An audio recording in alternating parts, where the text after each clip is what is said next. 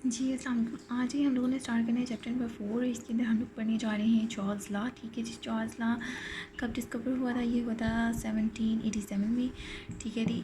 और इसके अंदर हम लोगों ने क्या कंसीडर करना है? हम लोगों ने इसके अंदर प्रेशर जो है उसको हमने कांस्टेंट रखना है। तो हम लोग कहेंगे कि जो वॉल्यूम है वो डायरेक्टली प्रोपोर्शनल होता है टेम्परेचर के। यहाँ पे अब हम लोग पहले यहाँ पे 2 बीकर्स को देख लेते हैं। यहाँ पे हम लोगों ने क्या किया, हम लोगों ने इसके अंदर कुछ पार्टिकल्स रखे हुए हैं। ठीक है जी, ये आप समझ लें हमारे पास गैस के पार्टिकल्स हैं। अब हम लोगों ने यहाँ पे इसको टेम्परेचर दिया, इस टेम्परेचर को हम लोगों ने T1 कह देना है और इसको हम लोगों ने T2 कह देना है। यहाँ पे हमारे पास ये एक पिस्टन है। ठीक है जी, हमारे पास एक पिस्टन आ गई है और उसके बाद यहाँ पे ये वाला जो वॉल्यूम है इसको हम वॉल्यूम 1 कह लेंगे और इसको जो है हम वॉल्यूम 2 कह लेंगे। और हम लोगों ने जैसा कि यहाँ पे पहले बताया कि जो प्रेशर है वो हमारे पास कांस्टेंट है। ठीक हो गया। उसके बाद जी अब पहले हम लोग इसको हीट कर रहे थे तो ये जो है इसके पार्टिकल्स जो हैं एक दूसरे के क्लोज थे। ठीक है, लेकिन जैसे जैसे टेम्परेचर चेंज होता गया ये एक दूसरे से दूर होते गए। ठीक हो गया, ये बात समझ आ गई हमें। अब हम लोगों ने वॉल्यूम का वी लिख लिया और टेम्परेचर का टी साइन लगा दिया और इसमें ये जो प्रोपोर्शनल का साइन था इसको हटाने के लिए यहाँ पे हम लोगों ने कांस्टेंट का के लिख दिया। अगर हम इसको थोड़ा बहुत रीअरेंज करें तो ये हमारे पास बनता है के इज़ इक्वल्स टू V/T। और अगर हम लोग यहाँ पे ये वाली वैल्यूज़ पुट करते हैं तो ये हमारे पास कुछ इस तरीके से बन जाएगा कि ये जो है वो V1/T1 के और V2/T2 के इक्वल आ गया।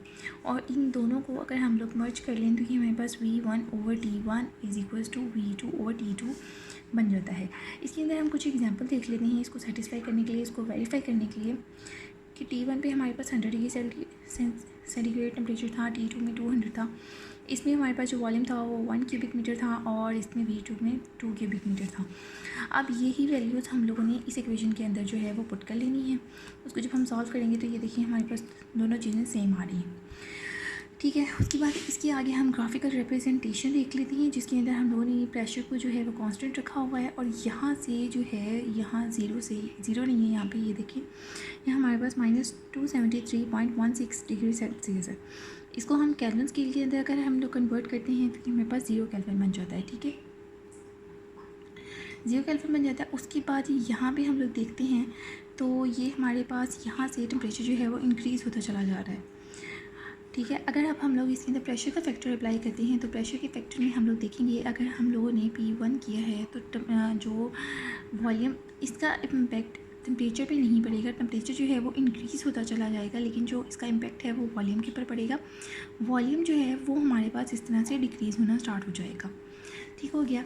उसके बाद यहाँ पे हम लोग रियल गैस की बात कर लेते हैं। रियल गैस में हमारे पास मॉलिक्यूल्स जो हैं वो इस तरह से होते हैं, एक दूसरे के साथ अट्रैक्ट भी हो रहे होते हैं और उसका वॉल्यूम जो है वो बिल्कुल भी 0 के इक्वल नहीं होता। और ये वाला जो टेम्परेचर हमारे पास 0 केल्विन -273.16 डिग्री सेल्सियस, तो ये हमारे लिए अनअटेनेबल टेम्परेचर होता है और ये कोल्डेस्ट टेम्परेचर होता है।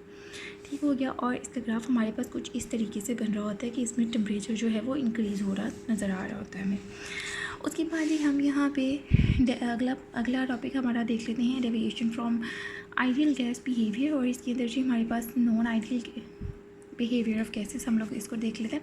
आइडियल गैस हमारे पास बेसिकली क्या होती है, जो चार्ल्स लॉ, बॉयल्स लॉ और जनरल गैस इक्वेशन को इजीली जो है उसको फॉलो कर रही होती है। लेकिन जो रियल गैस होती है उसके अंदर हम एग्जांपल्स देख लेते हैं, जिससे हमारे पास आ जाती है हाइड्रोजन की, हीलियम की, नाइट्रोजन की और कार्बन डाइऑक्साइड की।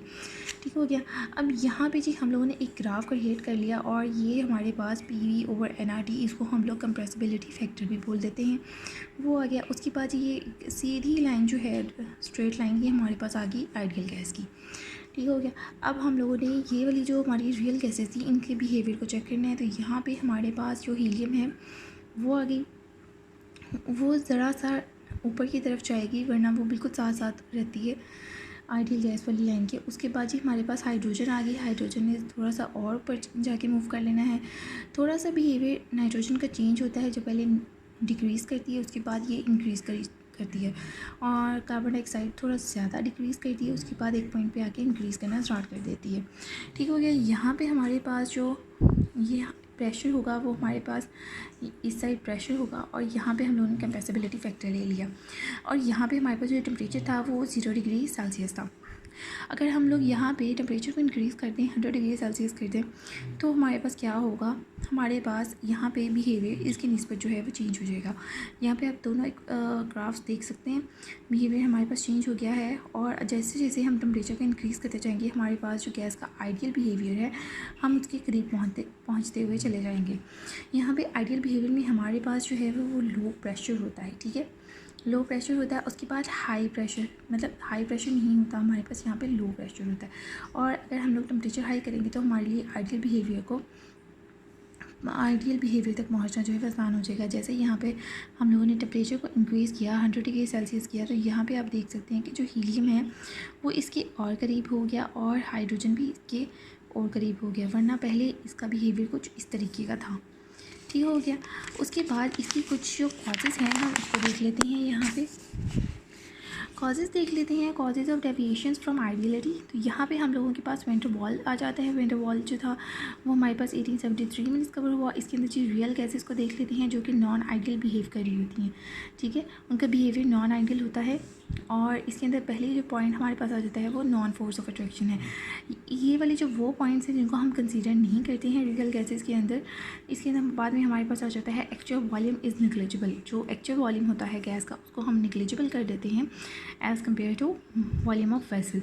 तो जबकि ऐसा भी नहीं होता है, यानी कि यहाँ पे हमारे पास जो वो इस तरह मॉलिक्यूल्स हैं गैस के वो इस तरह से दूर दूर हैं, लेस अट्रैक्टिव फोर्सेस हैं इनके दरमियान। और जहाँ पे हम लोगों ने इसके ऊपर प्रेशर अप्लाई कर दिया है तो उसके बाद ये मोर अट्रैक्टिव फोर्सेस हैं इनके दरमियान, क्योंकि ये एक दूसरे के क्लोज आ गए हैं। लेकिन अगर हम इसको मज़ीद कंप्रेस कर लेंगे तो ये हमारे पास इस तरह से एक छोटी सी जगह पे भी गैस आ जाएगी। लेकिन हम लोगों ने एक्चुअल वॉल्यूम ऑफ गैस को निग्लिजिबल नहीं करना है एज़ कम्पेयर टू वेसल में, ठीक हो गया जी। ये हमारे पास एक कंसिडरेबल वॉल्यूम होता है।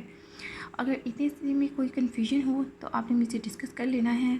फर्दर जो टॉपिक्स हैं वो हम फर्दर वीडियोज़ में देख रहे होंगे।